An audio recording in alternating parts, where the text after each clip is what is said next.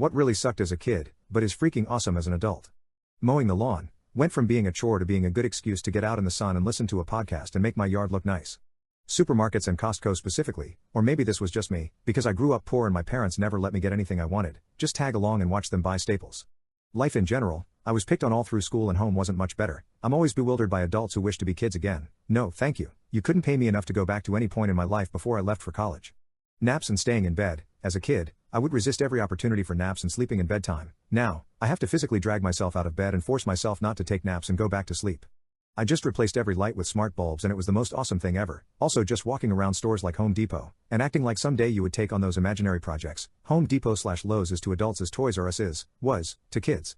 I remember as a kid always begging to go home after about 10 minutes of going over to my parents' friend's house, because all they did was sit around and talk and drink and I thought they were the most boring people on earth. Now I go over to my friend's place just to sit around and talk and drink, and it is a highlight of my week.